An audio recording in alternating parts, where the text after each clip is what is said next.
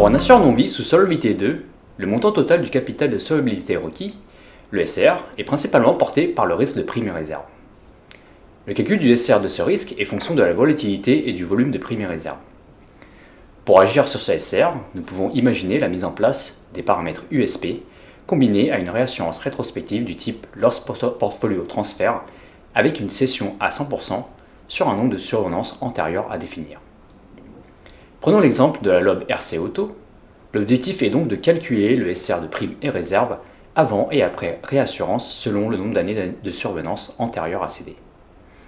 À partir des triangles de liquidation des sinistres, dotés d'un historique de 16 années, nous avons donc appliqué la méthode de provisionnement de Merz et Wüthrich afin de mesurer la volatilité du risque de réserve à horizon 1 an. Puis nous avons calculé les volumes de réserve nettes de réassurance. On observe que la diminution maximale du SCR est de 40% avec une réassurance rétrospective sur les 11 plus anciennes survenances. Cette diminution s'explique par la cession d'un grand nombre de survenances qui possèdent toutes des volumes de provision importantes du fait de la longueur de la liquidation. Cette étude, bien qu'incomplète, puisqu'elle ne considère que le risque de réserve, et ne tient pas compte des autres facteurs inhérents à la mise en place d'une réassurance, montre notamment l'effet levier important de la réassurance sur le pilotage du bilan d'un assureur non-vie.